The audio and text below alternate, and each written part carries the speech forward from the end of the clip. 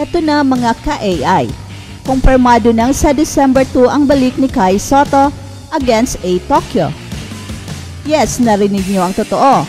Confirmed ang maglalaro na si Kai Sotto, and according sa ating makapagkatiwalaang source, ay healthy and ready na si Kai Sotto. So again, sa mga nagtatanong kung kailan magbabalik si Kai Sotto, meron na tayong definite answer dyan. At yan ay ngayong December 2, Saturday. Yes, Sabado yan, kaya kung walang work, ay pwede niyong panoorin ang laro via live streaming na ilalagay natin dito sa ating channel. Pero syempre, galing sa injury kaya marami pa rin katanungan sa kanyang kalusugan. Fully healed na ba si Kai Sotto? Again, Kai Sotto is fully healed. Wala nang iniindang sakit sa kanyang likod and he is well rested. Naka-charge na si Idol mga ka-AI, kaya expect Kai Sotto to dominate. Kasunod ng balitang ito, ay nagpalabas ng mga videos ang Hiroshima Dragonflies sa kanilang mga ensayo na kasama na si Kai Sotto. Kai Sotto, kumpirmado na nga bang maglalaro sa December 2? Finally, ay nagpalabas na ng bagong video ang Hiroshima Dragonflies featuring Kai Sotto sa kanilang ensayo. At kitang-kita dito ang mobility ni Kai Sotto sa kanilang running exercise. And he is preparing sa up and down game na kilala ang Hiroshima Dragonflies. Kaya lalong lumalaki ang paniniwala nating maglalaro na si Kai Sotto sa kanilang next game na mangyayari ngayong December 2. At ito rin ang sabi ng maraming mga sources na sa December pa ang balik ni Kai Sotto. Kaya ito na talaga ang hinihintay ng lahat na pagbabalik ni Kai Sotto. At sana ay tuloy-tuloy na ang pagpapalakas niya. Ano untoward incident will happen between now and December 2 upang hindi mapurnada ang pagbabalik niya. Kumusta na si Kai Sotto 1 week bago siya maglalaro? Makikita naman natin sa video na ang bilis ni Kai Sotto. Kasing bilis niya pa nga ang mga guards who are supposed to be faster and quicker. And Kai Sotto looks so light sa kanyang tinatakbo. At malaking development ito dahil isa sa mga nakitang problema sa kanya ay ang kanyang speed. Pero sa nakita natin sa video ito ay hindi naman slow dito si Kai Sotto. Ano ang ibig sabihin nito?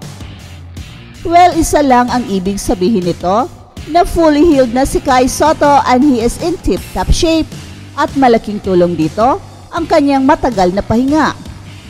Crucial dito ang ilang buwan niyang pahinga at jackpot si Kai Sotto sa Hiroshima Dragonflies dahil their support for him ay walang hangganan.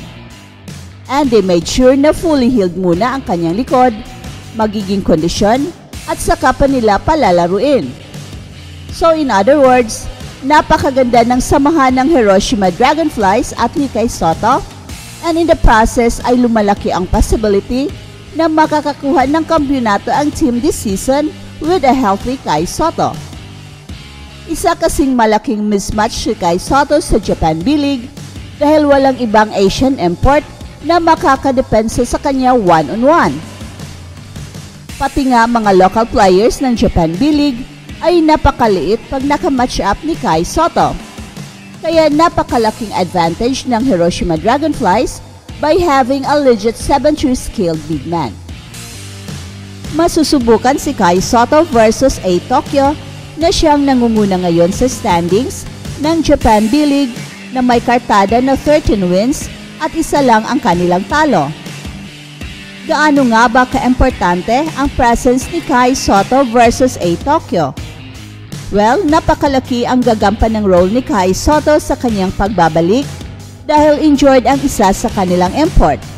Kaya kailangan si Kai Sotto bilang pamalit sa injured import ng Hiroshima Dragonflies. Magandang timing rin ito upang magkaroon kaagad si Kai Sotto ng magandang playing time para makuha niya kaagad ang kanyang timing at confidence.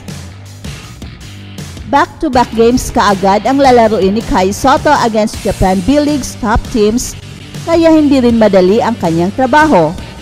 Pero dahil well-rested si Kai Sotto at raring to go na siya, ay siguradong marami na naman ang gugulatin ni Kai Sotto. Ang tanong, gugulatin kaya ni Kai Sotto ang buong mundo sa kanyang pagbabalik? Well, kung magtala ng double-double si Kai Sotto, ayan lang muna ang ating inaabangan sa ngayon, especially dahil kagagaling pa lang niya sa injury. Pero I would not be surprised kung gugulatin niya ang mundo in the coming games. Samantala, si Devin Booker ay umiscore ng season high na 40 points in the absence of Kevin Durant at tinalo ng Phoenix Suns ang Memphis Grizzlies. Winless at home ang Grizzlies ay naghihintay pa ng 10 games bago makakabalik muli si Ja Morant sa paglalaro. At may 20 points rin si Eric Gordon at tinalo ng Phoenix Suns ang Memphis Grizzlies sa score na 110-89 sa isang laro sa NBA end season tournament nitong Sabado. Sina Jordan Goodwin at Jason Allen ay parehong nagtapos ng may 14 points para sa Suns na naglaro nang wala ang kanilang pangunahing scorer na si Kevin Durant na biglang na-scratch dahil sa soreness sa kanyang paa. At si Santi Aldama ang nanguna sa Memphis na may 21 points habang nagdagdag si Derrick Rose ng 17 points. Nag-ambag si David Roddy ng 14 points habang ang Grizzlies ay natalo sa kanilang ikatlong sunod-sunod na laro at nananatiling walang panalo sa kanilang home court ngayong season.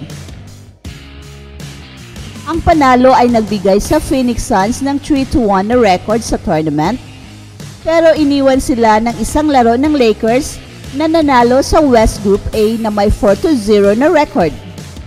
Kailangan ng Suns ngayon na hintayin kung paano maglalaro ang iba pang mga koponan sa West upang malaman kung sino ang makakapasok sa wildcard spot ng torneo. Ang Phoenix Suns na nakapagwagi ng 6 na sunod-sunod na laro ay nanguna ng hanggang 18 points at napaikli ng Memphis Grizzlies ang lamang sa second half. Pero laging may sagot dito ang Phoenix Suns. At si Goodwin ay nagtala ng 8 sunod-sunod na puntos para sa Suns sa fourth quarter upang pigilan ang Memphis Grizzlies. Patuloy pa ring nahihirapan ang Memphis dahil sa kanilang mga absent na players dahil sa injury nito. Ang Memphis na may 0-7 record sa home court ngayong season ay kailangan pang maghintay ng 10 laro para sa pagbabalik ng kanilang top scorer nung nakaraang taon na si Ja Morant na sumusunod sa 25-game suspension. At si Bradley Beal ay hindi pa rin naglaro para sa Phoenix Suns. Ang listahan ng mga injured players, kabilang ang kanilang 6 na rotation players, ay talagang masaklap kaya't nagbigay ang NBA ng 2 10-day hardship contract sa Grizzlies para sa mga guards na sina Shaq Buchanan at Jaylen Nowell. Inanunsyo ang kanilang mga contract kanina at si Nowell ay bahagya lamang naglaro nitong linggo at hindi nakapagtala ng puntos. Bukod kay Kevin Durant, ang mga importanteng rotation players ng Phoenix Suns na sina Bradley Beal at Drew Eubanks ay wala rin sa laro. Pero meron naman silang Devin Booker na nagtapos ng laro ng may 15 of 21 field goal shooting, kabilang dito ang 3 of 4 from behind the arc. At si Derrick Rose made NBA history in Suns-Grizzlies game. Derrick Rose moved up on the NBA's all-time scoring list sa laro nitong Sabado.